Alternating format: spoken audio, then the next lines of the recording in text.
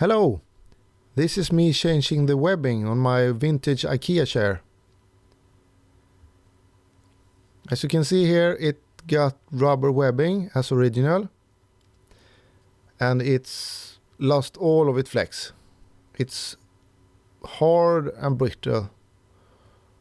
So that's going out and some new is going in.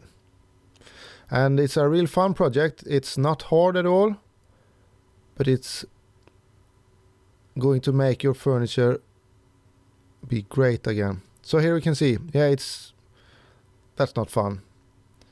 And the new material is really nice. It's called Pirelli and it's a rubber webbing. And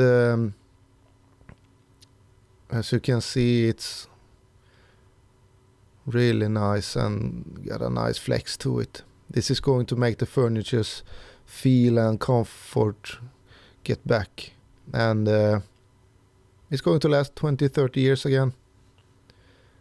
And as I said, it's a really fun project. It doesn't take a long time. You can buy this online or at your local upholstery shop. But first we have to get the old one out. You can cut them in two if you want to, but this one was so saggy, so there was no problem of just pushing them out. And that's what you're going to do here. You want to push it out and wiggle it a bit so you can get the wood sprint free here. Save that for later. And as you can see here, it's rubber on rubber, so the rubber locks on itself. That's why it's sticks in there. Yeah, so just go around everything. And when you're working with webbings like this, make sure that you know what the original webbing was.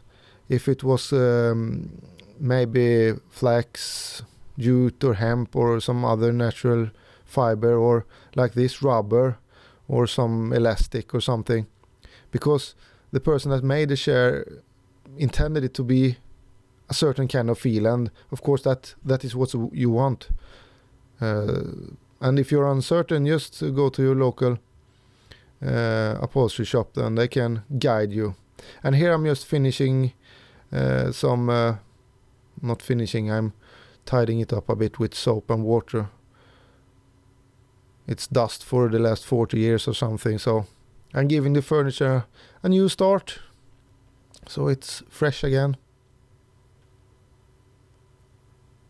And then I'm letting it dry. And now it's time to get the new rubber in.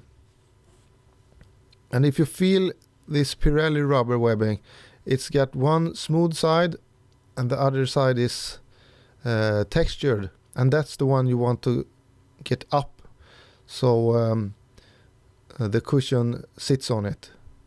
It's rubber, so in the beginning it's going to sit good anyway, but that's the way you do it. And that makes sure the furniture, the right side of the furniture is up, and then it's just a matter of doing making sure it's looking like it did before. So you do a loop, push it through, insert a wood sprint and pulling it back. Really easy.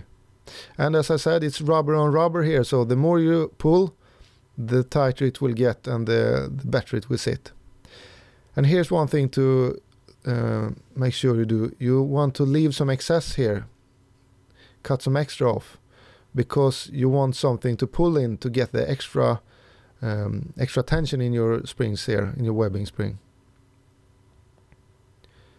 So do a loop, push it through, insert a sprint here, and just feed and pull and feed and pull and feed and pull. And here you can take a friend, get a friend to help you, because this can be a bit tricky.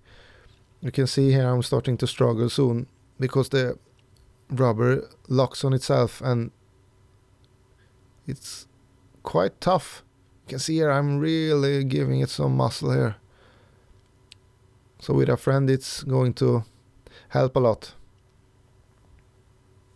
And then you just do it over and over again.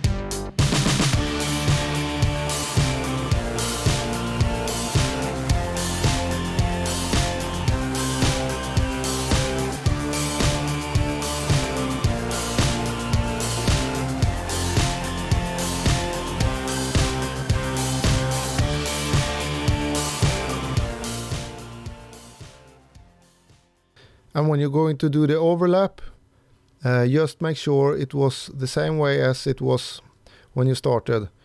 Over, under, over, under, over, under. So it's just not sitting on top, or even worse, sitting underneath. So it stays in place and gets the comfort that it's supposed to do.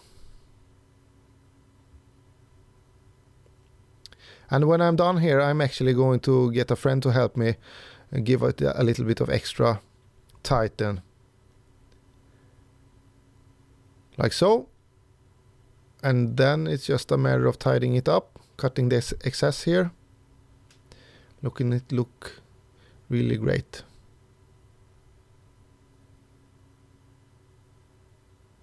And there it is. A really fun project that's going to make this furniture last another 20 or 30 years. And in this case, the old webbing was so worn, so this is a completely different furniture. Now it's really comfortable again. Fun and easy. Thanks for today, and bye.